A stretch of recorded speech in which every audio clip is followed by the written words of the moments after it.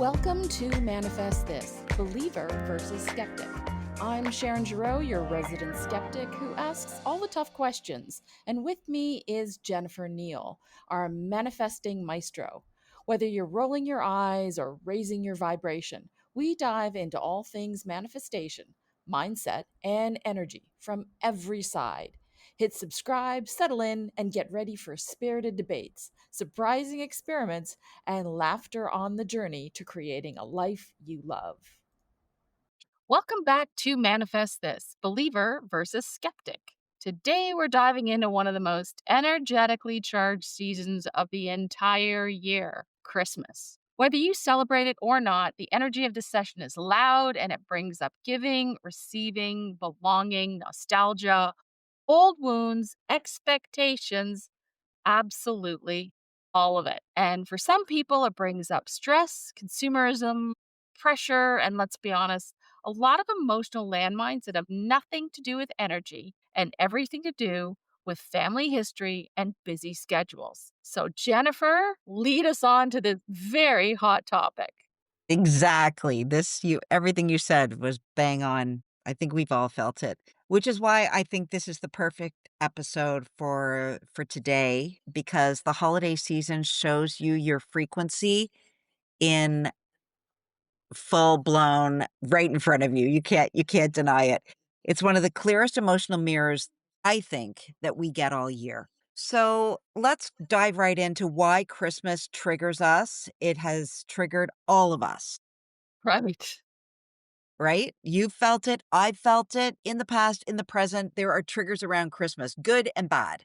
But here's the thing Christmas isn't just an event, it's a frequency amplifier. Whatever emotion is already living inside of us gets louder in December. So if you feel abundant, it feels magical. If you feel overwhelmed, you feel swallowed alive, never enough time to do all of these things. And if you're longing for connection, it feels like that longing is on a megaphone. And Okay. Hallmark has done a really good job of making us feel that. Yeah, and all those Hallmark romances that we start to see as well at Christmas time. So, isn't that also just because everyone is busier, everyone's spending more money, and every commercial is telling you what your life should look like? Like that handsome guy who's selling you a Christmas tree? Yeah, no, for sure. I mean, the story that culture, our story, our families, the stories that we're told about what Christmas is supposed to look like is definitely part of it. But the emotional amplification goes deeper for me. So, holidays trigger your earliest programming, your childhood Christmases, your family dynamics, the roles you used to play, the expectations that you have inherited. Like, for example, what my mom put on for us, I now believe that I'm expected to do exactly the same thing in the same way. And your nervous system remembers Christmas and it remembers December. Okay, so this kind of has me thinking, that excitement we have on the first day of school. And to me, end of August, beginning of September always has that new energy of fresh pencils and fresh notebooks. So, are you saying that you think the season of Christmas itself has an energetic signature here too? Totally, it does. Like every tradition does. And that's why you walk into a house that smells like cinnamon and pine, and suddenly you're 6 years old again. Like my mom used to buy my sister and I this incense from Crabtree and Evelyn. You can't get it anymore. It was called Noel. And the minute Noel came out, December the 1st, like we were in good moods. So the energy of memory mixes with the energy of expectation, and that can mean chaos. Okay, so that part I understand. Sometimes people do regress during the holidays, particularly around family things. Some of it's good and some of it not so good because old patterns do tend to come back a bit. Totally. So that's why I think it's a frequency mirror. Okay. Whatever still needs upgrading, whatever still isn't fixed yet, it shows up wrapped like a Christmas present that you didn't even ask for. It sits right there under that darn tree Great. So basically, the holidays expose the emotional stuff that we've been avoiding. with bells on. Okay, so let's look at it from giving because people feel obligated to give at Christmas, and sometimes it feels quite performative. Like, look at all the gifts I bought. Totally. I love that word performative, by the way. Like, Isn't that's a that a big great word. word? Yeah. That's a big word for this time of the day. Um, yeah, totally. Listen, that's where frequency divides into 2 directions for me. Giving from joy and giving to please, or giving to prove, or giving because you feel it's expected or not enough, that feels draining. Giving from joy should feel expansive. It Mhm. should feel awesome. And, we've been through this recently. If it doesn't feel awesome, that's got to tell you something. Shut it down. Yeah. Yeah. It's interesting you mentioned that, right? Because oftentimes the joy is in the giving, not the receiving of gifts. I mean, we hear that all the time. It's true though. Don't you feel that? Do Well, you feel that way? it's not only just at Christmas, right? When you give to a Yeah. friend because you want to, because you care about them, because it just gives you that, spike of dopamine or a little bit of pleasure to give to somebody. We talked about this before. It's not just a Yeah. gift, even something like a compliment. So, Yeah. any kind of giving, I think, does feel joyful and expansive. It We, should feel yeah, joyful and expansive. and I also should receive in a manner that is also joyful and expansive. Totally. My daughter often says to me, "Mom," because we're celebrating out west this year because my daughter is working at a ski resort, and so we're schlepping, and I do use the word schlep because it sounds a bit negative, but we're schlepping everything out west this year. And my daughter said to me, "Mom, like, let's pare Christmas down this year. Like, you don't need to do what you normally do." And I can't help myself, I have to say. And I said to her, "Honey, I can't help myself. It's such a joy to give to you and your brother. Yeah. I can't help myself." And so, but you're right. Like, you can give someone a $10 gift with a frequency of such genuine love, and it will land more powerfully than any $200 gift will ever land that is wrapped in resentment or wrapped in pressure. I've got to say this as someone who travels a lot and lives internationally, for me, the joy that I have being in another country to then find a gift for someone that shows them my experience in that particular country so that they get a flavor or a taste of it. For sure. Like, I find this joyful to me and I like the uniqueness of it as well. It's not that there's anything wrong with it, but it's not, a wrapped up candle, something that I've picked up in a market in Portugal or Yeah. from a It's bag amazing. in Japan or what have you. So, It's amazing. I think what I'm hearing you say is the emotional intention obviously matters more than the action, right? Listen, again, I'm not an expert in psychology, but I am a believer in energy. And when we're talking about manifestation, like, let's again bring it back to why we're here. We're talking about manifestation. We want to get all the great things in life that we want in Right. this short life we have. Authenticity is an energetic state. So think about this. When you give to please, or you give because you think you should, or you give because you think it's expected, you are actually broadcasting lack. Please approve of me. Please like this. Please validate me. Please know that I'm a good person underneath it all, right? And when you give from joy, you're actually broadcasting overflow. I have enough. I am enough. I love sharing. There's more where this came from, Yeah, right? I've got to admit, the draining kind of giving, I felt that. I'm sure many people have felt that. Yeah, we've all been there. We've all been there. And I will tell you that when you feel a lack of time, again, you live in that area of lack, and I was there for years. I had so much on my plate from work, from kids, from life, that one more thing, even if it was to get mistletoe, felt like too much. Yeah. And so, we have all felt it. The holidays magnify these feelings. Christmas is a frequency test. And giving, ask yourself, am I giving from alignment or am I giving from expectation? And it matters. Okay. So that's the giving part. Let's talk about receiving now. And I just mentioned it really briefly, right? Receiving is, a hidden energetic skill, I think, because half the world feels really awkward when somebody hands them a gift. Yeah. Receiving is actually one of the highest frequency acts that we can as humans learn to do. Really? Because it's vulnerable. It says, "I'm worthy of this. I am open to this. I let good things in." And I'll give you an example. I've talked about this book before, Nancy Levin's book, Worthy. She talks about how, think about when you get invited to someone's house for dinner or for a drink or just for a visit. What's the first thing you think about when you get an invitation? What can I bring? Bingo. Bingo. It's like, what am I going to take to them because they asked me over? I'm not good enough to show up by myself. I've got to bring something with me. I hear Emily Post rolling in her grave right now. Yeah, totally. And so when I was reading that book, and this is years ago, I actually forced myself to show up to my friend Penny's house because she had a pool. And so she would invite me every day because it was hot and it was summer. And I would actually show up and say, Penny, I've come empty handed because I believe my presence is enough. But I still had to say it to myself, Right. right? I had to explain why I didn't have something. Okay, this is So, kind of yes. mind blowing. So let me just give you a bit of a cultural piece here Oh, because great. I've got some awesome friends, Australian friends, and they're always saying, just come over, just show up. And I'm Canadian and we don't do that. I Right. don't show up without an invitation, right? I don't show up unless we've made plans. Without a gift.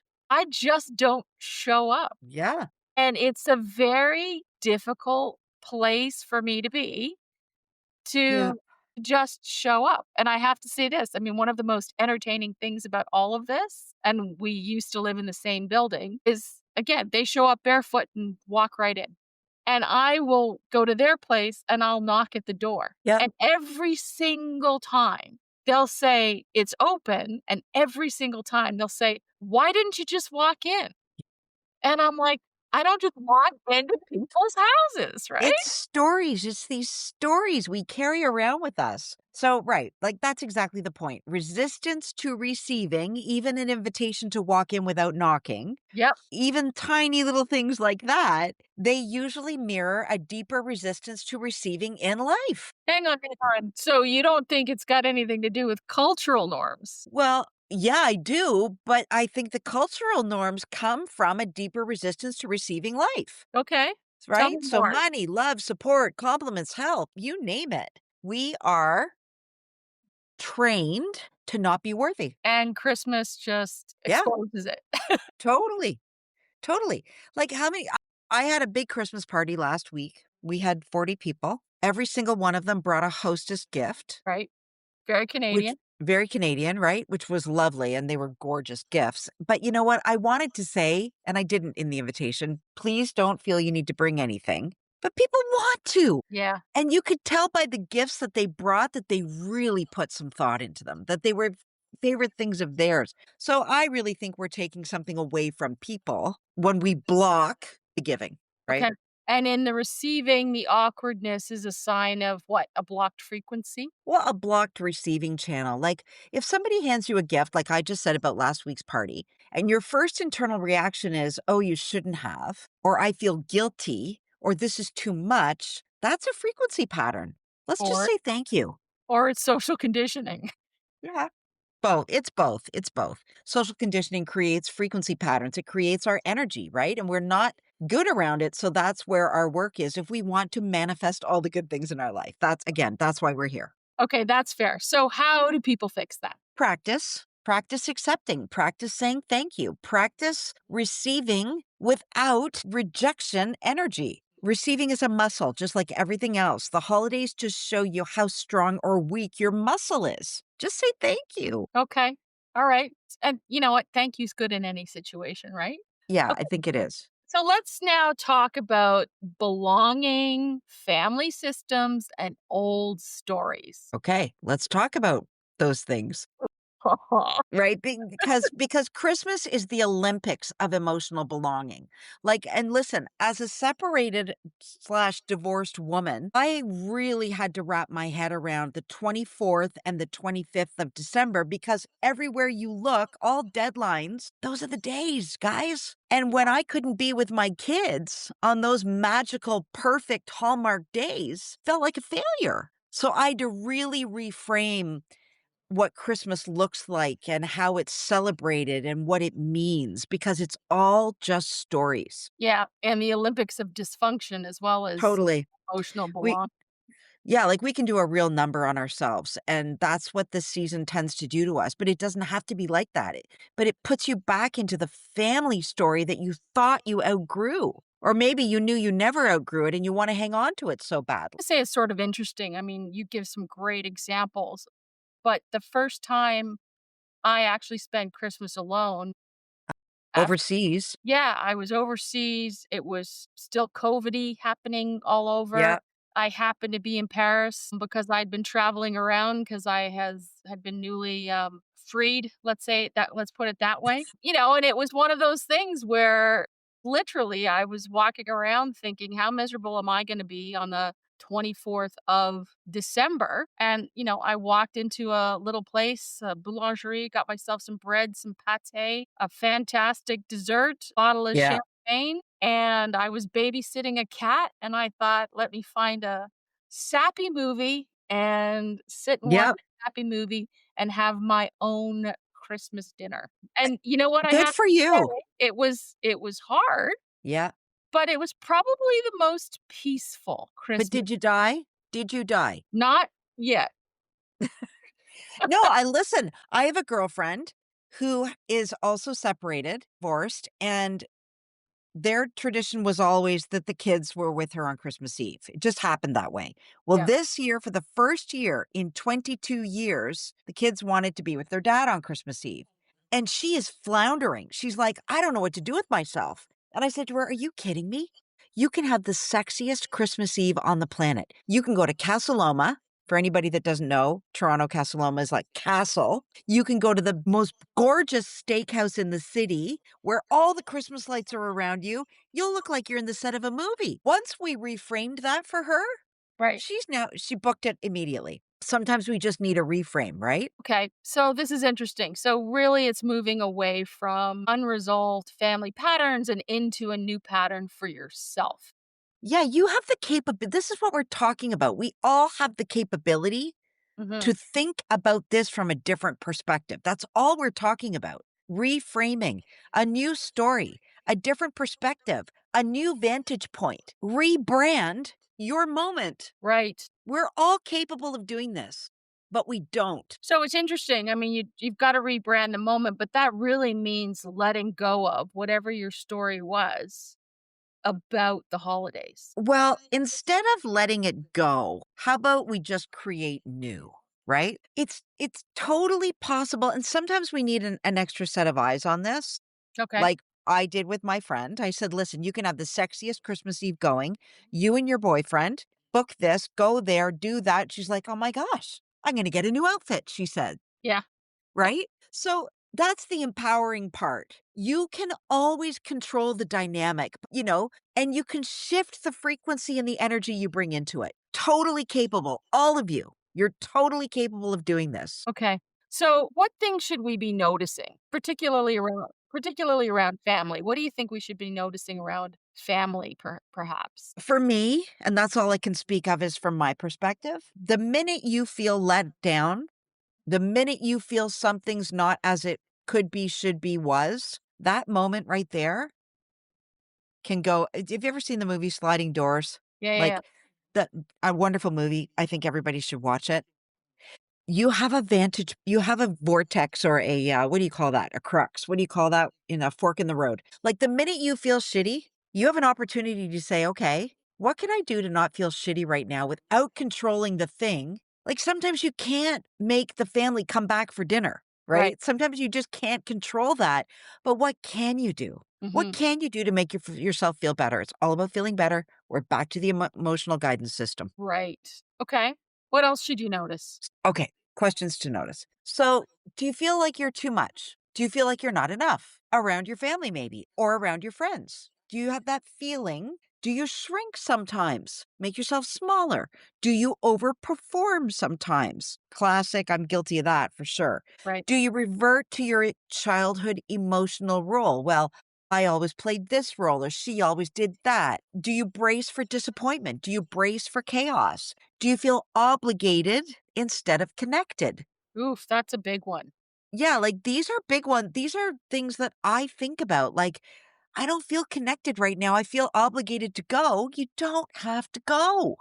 Yeah. You don't have to go. So these reasons and these reactions tell you basically what your story is, that you are still running in that subconscious mind. But again, it's the key is awareness. It's always awareness. Yeah. Or, sometimes they also tell you who the people around you are. Because I think Christmas brings out sometimes the best and sometimes the worst For sure. of the people around you. Yeah, but here's the empowering part, and I said this before. You can't always control the dynamic, but you can shift the energy you bring to it. Okay, explain that a little bit more for me. So, if your family has always been, let's say, for example, that you've always been known as the fixer, the peacekeeper, or the quiet one, or the responsible one, or the lively one, like I'm always the lively one, you can energetically retire from those roles, not by announcing it, but by embodying a different emotional truth. So if I always show up as the life of the party and that's the role I play, I can walk into the room, sit down with a glass of wine and not be that personality anymore. I But can that make that choice. but doesn't that cause friction? Yes, at first. Um, but because you've upgraded your frequency, listen, maybe I overreacted and over animated and was the lively one in the past because I was trying to cover up something Okay. or make people feel better. And maybe that frequency just doesn't match my life anymore or the person I want to be anymore. So maybe it stabilizes and people just adjust around it. So I'll say that's actually sort of an interesting perspective because people do change. They And I totally think do. the biggest challenges around the holidays is the expectation that who you were 10 years ago is who you should be today. And the toughest part when you change is not you as a human changing, it's everybody else around you wanting to keep you where you were. Totally. And a great example of that for me is the role we play, many times it's the woman, as the food person in Christmas. And, I used to get so overwhelmed. I used to say it's like planning a wedding every single year by myself Yeah. and doing all the stuff by myself, the wrapping, the shopping, the cooking, the planning. It's exhausting. And so, one year I said, guys, I don't think we're going to be able to do the whatever it was, homemade tortilla. And of course, the people around you go, "Oh, come on, mom, like you gotta make the homemade tortilla." Like, "I just don't have it in me this year, guys. We're gonna buy meat pies from the local butcher." It's that kind of stuff, right? We are allowed to come to the party and say, "My energy will be better if I buy the butcher pies versus make the homemade tortilla." We're allowed to do that. I gotta say, I mean, I was never someone who was really big on Christmas, but my mother went all out, and God bless her for doing it. But when I had my own home, I refused to put up a Christmas tree. And then one year I found an Eiffel Tower with all of the lights, and it was about 6 feet tall, decided, and it's shaped like a tree, and it had Yeah. space on the bottom to throw gifts underneath, and I decided that that was gonna be my Christmas, quote, unquote, "tree" now and forever. That's how I decided to change how I viewed it. So it's less of Yeah. a, "I don't wanna do that traditional thing anymore," and more about, "I wanna do it my way." Totally. Everybody, Yeah. we all have free will and free choice, right? Oh, And remember, this is an energy game, right. people. And I'm saying this to myself. I'm not being like I'm not dictating. I'm saying, remember, this is an energy game that we are all playing. And we are the author and the owner of our own energy. Okay, so let's talk about when Christmas feels lonely or heavy. So, people who don't love Christmas, I'm among them, and sometimes feel lonely or disconnected or maybe even financially stretched. And this is important because for those of us that love Christmas and start it November the 1st, not December the 1st or even December the 31st, this is important because loneliness during Christmas is not a verdict. It's a frequency reset, right? Like you don't have to be lonely at Christmas. Okay, so this sounds poetic, but what does it really mean? When things feel heavy, it's usually because the life you're meant to grow into is pulling you away from the life you've outgrown. And And what you're feeling is that gap between growth and expectancy or growth and tradition. And Christmas puts a real spotlight on that gap. Okay, so we talked about that in some respect in terms of expectations around family, but we're also talking about if you're alone. So instead of spiraling, you're suggesting that people should see it as what? A recalibration, for example? Yes. However, I will also add there are people that want to sit in their loneliness and make you aware of it and love being in the lonely victim place. There are people that want that. Okay. But if you don't want loneliness, if you don't want to choose loneliness, your loneliness is not evidence of lack. In other words, I don't have a boyfriend in my life, I don't have children, I don't have a reason to celebrate. It's evidence of expansion. Okay, okay, hang on a second. Explain that for me. When you're ready for deeper connection, your frequency can't tolerate superficial versions anymore. So the season feels empty, not because you're broken, but because you're unavailable for anything that's not aligned with you anymore. Okay, so that's actually making a little bit of sense to me. As we said before, sometimes you outgrow things before you grow into something new. Yeah. We talked about family noticing that and you're moving away from your assigned role, but even by yourself, that there's some discomfort in that growing and outgrowing of things. Yeah, and I mean, I think all Christmas shows us is the distance between where you were and where you're going, or where you are and where you wish to be. And I think the latter is a little bit more common than the former. Okay. So, Right? So, for example, if I'm sitting feeling lonely because I don't have a loved one to share my Christmas experience with, all that says to me is I want to manifest a boyfriend or a girlfriend or a wife or a husband or a best friend. All it shows that gap to me is just a desire. That's it. And then I get my energy tuned up to bring it in. Right. okay. So, I mean, that's a way to give a gift to yourself, isn't it? Yeah. Like, I don't suffer fools gladly, but come on. Declare it. What do you want? Why are you grumpy? Why are you lonely? What would make you feel less lonely? And let's start moving our energy towards that. Okay. So, let's talk about how to shift our holiday frequency. Great. So, if you want to manifest a different Christmas experience this year or any year or maybe next year, there are three frequency shifts I think we can all do. Number one, give from overflow, not from obligation. Okay, so ask yourself what feels joyful, not performative. Okay. Hey, there's your word. I That's what I used was your going to say. word. There's that word again.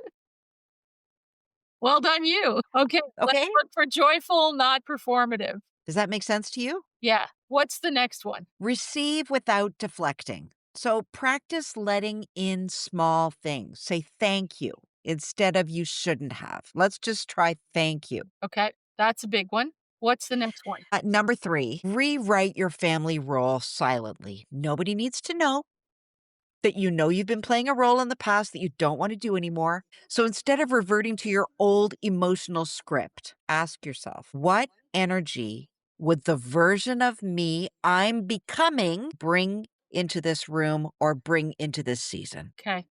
Wow. Okay. So, from the practical side, what I'm hearing you say is to set some boundaries, to simplify your plans, maybe don't overspend, and don't try to make Christmas look like a movie when your real life is not a movie. Well, that too, although I just did a TikTok post reel on if there's total chaos in your life, start looking at it like a movie because we will usually pull our chair up and get the popcorn for movies. So you could reframe it that way too. Okay.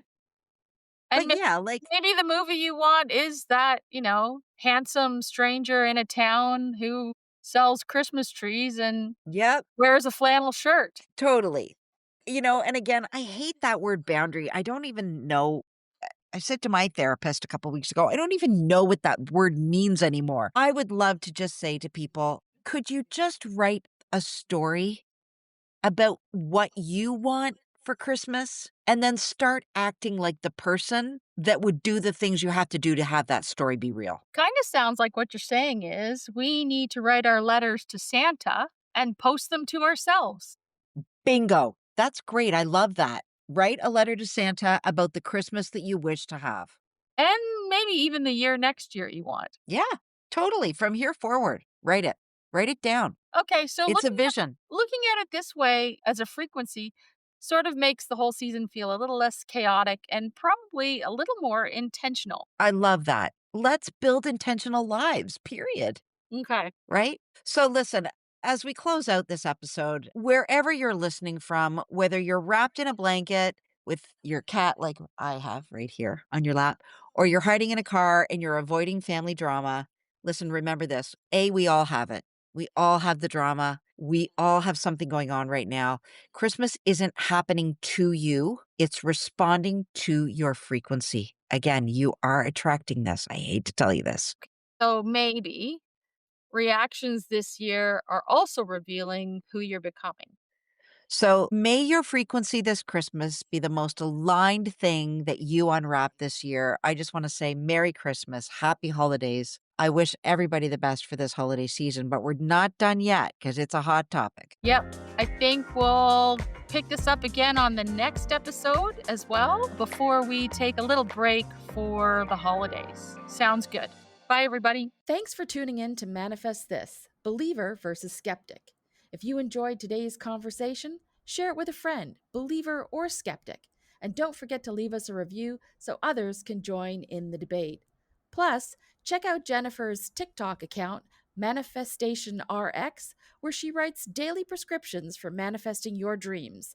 Think practical tips with a dash of magic. We love hearing your questions and stories, so tell us what you're manifesting or questioning this week. Until next time, keep an open mind and maybe manifest a little magic.